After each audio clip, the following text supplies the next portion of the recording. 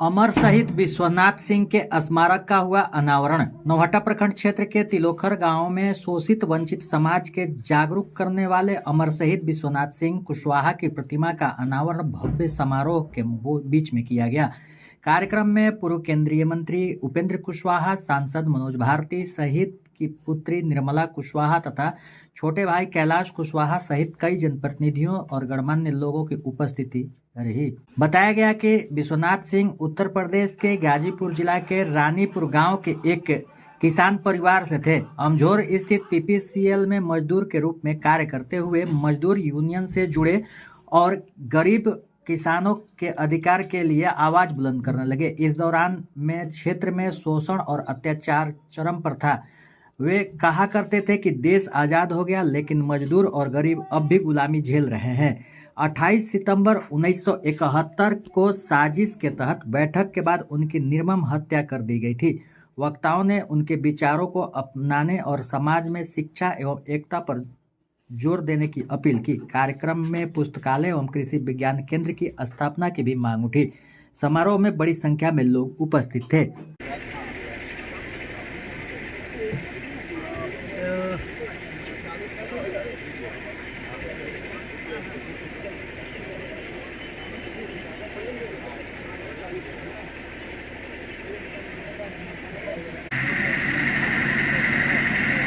गांव के लोग अपनी समस्या का हल गांव में बैठकर निकालें। पूरा का पूरा अधिकार दे दिए गया पंचायती राज व्यवस्था के माध्यम से।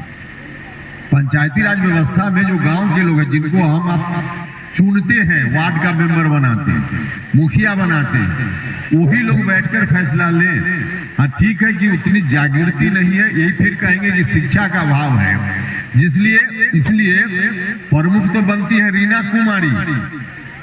इलाका भर में राम कुमार वर्मा जी उनके पति हैं, तो प्रमुख वही कहलाते हैं। ये तो गलत है ना। रीना कुमारी प्रमुख है भैया, तो रीना कुमारी प्रमुख कहलाए, उनके पति देव कैसे प्रमुख कहलाए? लेकिन हो तो यही रहा। अब यहाँ भी हो गए कुछ लोग जिला परिषद की सदस्य होगी उनकी पत्नी, अब परिचय देते हैं कि हम हैं जिला परिषद के सदस्य। भैया आप कहाँ से जिला परिषद के सदस्य हो गए? हम जानकर किसी को नहीं बोल रहे थे कि रोज होता है यही बात। हम कई जगह प्रमुख के रूप में हम लोगों से परिचय कराया जाता है कि अमुक ब्लॉक के प्रमुख है। पता चलता है कि वो तो रिजर्व है महिलाओं के लिए, कैसे प्रमुख हो गए? ये नहीं, इनकी पत्नी है। अब बताइए, तो यह भी ठीक नहीं है। देखिए, यही मानसिकता है, इस मानसिकता को निकालना पड़ेगा। यह मानसिकता भी वही रूढ़िवादी मानसिकता है। महिलाओं को बराबर लाना है। सरकार ने तो इतना अच्छा इंतजाम कर दिया, अब 50% महिलाएं ही प्रतिनिधि होगी। लेकिन अब उनके पतिदेव हैं या उनके और पुरुष है परिवार में, अब वो अपना वर्चस्व छोड़ने के लिए तैयार ही नहीं। अब जबरदस्ती कब्जा किए हुए है महिला। जनता ने चुना महिला को, और उनके घर के जो पुरुष हैं वह दावा कर रहे हैं हम ही हैं।